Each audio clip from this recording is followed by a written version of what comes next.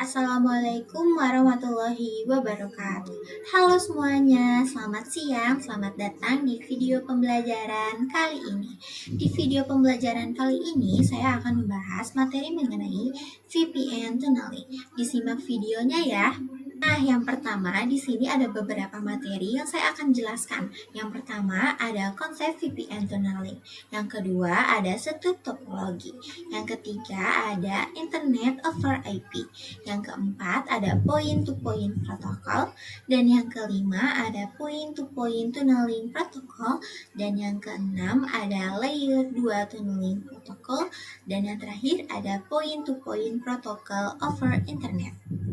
Nah, yang pertama yang saya akan bahas mengenai konsep VPN tunneling.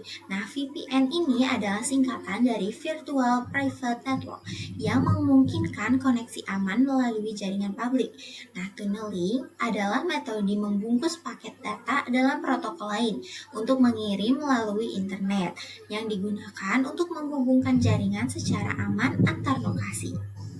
Selanjutnya, yang kedua ada setup topologi yang menentukan struktur jaringan untuk VPN yang mempunyai beberapa komponen. Yang pertama ada router, yang kedua ada server VPN, dan yang ketiga ada client VPN. Nah, tujuannya ini untuk menjamin koneksi antar state yang aman. Selanjutnya di sini ada EOIP atau Internet over IP yang mempunyai beberapa konfigurasi EOIP.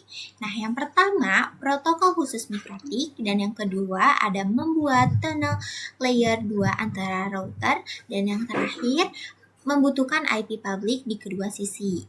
Nah, di sini juga ada cara menghubungkan antar klien yang mempunyai konfigurasi EOIP yang dapat menghubungkan dua jaringan lokal yang berjauhan.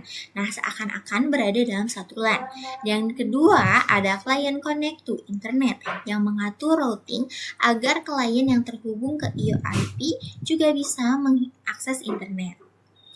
Selanjutnya di sini ada PPPP atau Point to Point Protocol yang mempunyai dua konsep. Yang pertama, konsepnya digunakan untuk koneksi point to point antara dua perangkat.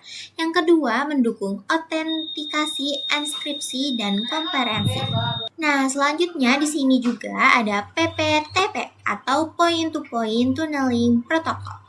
Nah, di dalam PPTP juga mempunyai konfigurasi. Yang pertama, salah satunya protokol VPN yang tertua. Yang kedua, mudah dikonfigurasi, didukung juga banyak OS.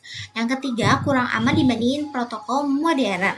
Nah, yang kedua, ada static routing dan text koneksi yang menambahkan rute statik agar traffic VPN tahu arah tujuannya, melakukan ping atau traceroute untuk pengujian koneksi.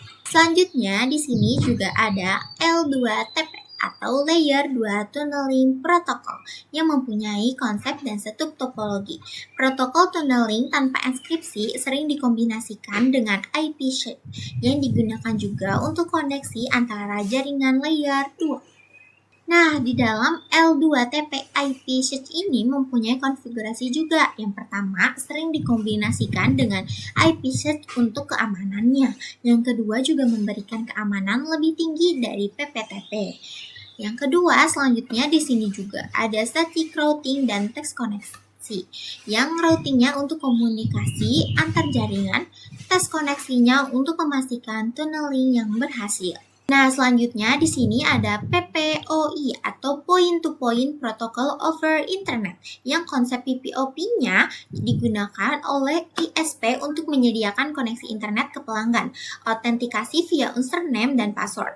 Nah, di sini juga ada setting topologi yang topologi umum, PPOP server di sisi ISP dan klien di sisi pelanggan. Dalam PPOI juga mempunyai konfigurasi yang mempunyai setup username dan password di server PPOI atau klien yang melakukan koneksi menggunakan kredensial tersebut.